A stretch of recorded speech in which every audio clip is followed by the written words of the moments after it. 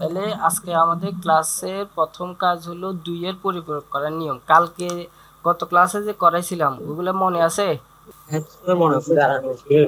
জিজ্ঞেস করলে বলতে পারবা? বলো প্রথম ধাপ কি, মানে 2 এর পরিপূরক করার প্রথম কাজ কি, প্রথম স্টেপটা কি বলো? প্রথম স্টেপ হলো সংখ্যাটাকে বাইনারিতে নিবা। সংখ্যা তো দশমিকেই থাকবে।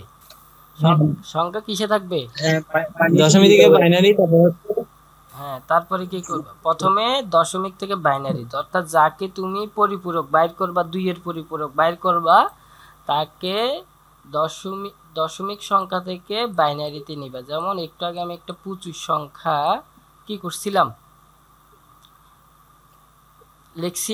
বাইনারি এই 25-এর আমি কি করব, বাইনারি মান বাইর, মানে পরিপূরক। আচ্ছা, পরিপূরক কথাটার অর্থ কি এটা একটু বলো আমারে।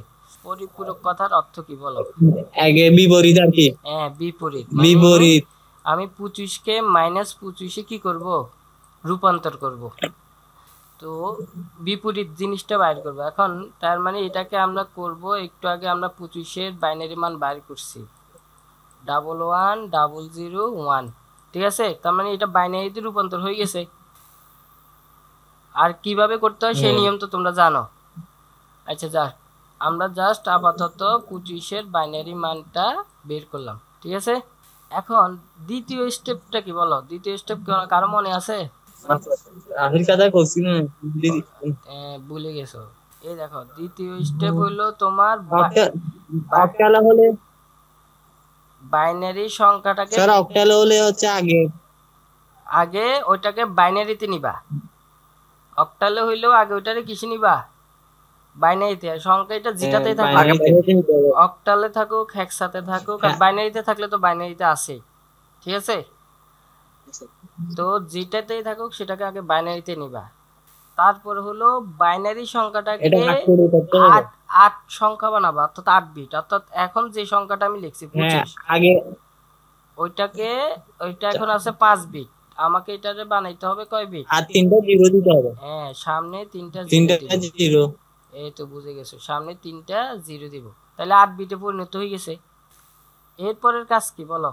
এরপরে স্টেপ হলো 1 এর পরিপূরক বাইর করা। একের পরিপূরকের জন্য এক দিয়ে করবেন প্রথমে। 1 দিয়ে না, এটাকে উল্টা করা মানে হলো 1 এর পরিপূরক। মানে যে সংখ্যা আছে তার কি করব, বিপরীত সংখ্যাতে পরিণত করব। অর্থাৎ 1 আছে, 1 এর বিপরীত কি? 0। ঠিক আছে, হিসাবটা বুঝছো তো? তারপরে 0 আছে, 0 বিপরীত 1। ঠিক একই রকম আবার 0 আছে, 0 বিপরীত 1, 1 এর বিপরীত 0, আবার 1 এর বিপরীত 0, 1 1 1। হিসাবটা বুঝছো তো? এটা হলো তোমার কি, মানে 1 এর পরিপূরক। 1 এর পরিপূরক দেখছো তো? 1 এর পরিপূরক কিভাবে বাইর করছি? আচ্ছা, তাহলে 1 এর পরিপূরক বাইর করার পরে আমরা আমরা কিন্তু বাইর করব 2 এর পরিপূরক। 1 এর পরিপূরক কিন্তু আমাদের বাইর করার কথা না। তো আমরা 2 এর পরিপূরক বাইর করব। তো এই জন্য পরের স্টেপ হবে আমাদের 1 এর পরিপূরকের সাথে 1 এর পরিপূরকের সাথে আবার কি যোগ করব? 1 যোগ করব। কত যোগ করব? 1 যোগ করলে যে ফলাফল পাবো সেটাই হবে আমার 2 এর পরিপূরক। তার মানে আমরা এখন 1 যোগ করব। এই যে 1 এর পরিপূরকের সাথে আমরা এখন 1 যোগ করব, a প্লাস 1। তোমরা যদি কিছু না বুঝো জিজ্ঞেস করবা, তাইলে আমার জন্য সুবিধা। ঠিক আছে, তাইলে এখন 1 যোগ করার ফলে ফলাফল কি হবে এগুলো খাতায় করো। আমি যা করাচ্ছি এগুলো খাতায় করো। তারপরে 1 যোগ করলে এখানে 1 আসতেছে, এটা 1 আসতেছে, এটা 1 আসতেছে, পরে 00001111।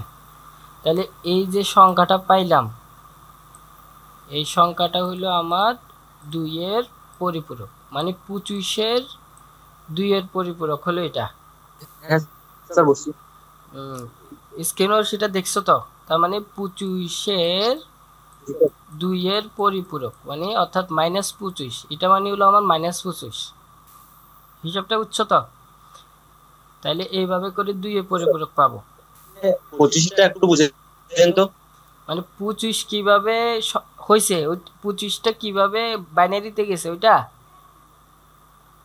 জি স্যার। 25কে বাইনারিতে যেভাবে নেয় সেই নিয়ম আর কি। অর্থাৎ 25কে কি করছি, আচ্ছা বাইনারি বেস। এখন না না -25 এটা।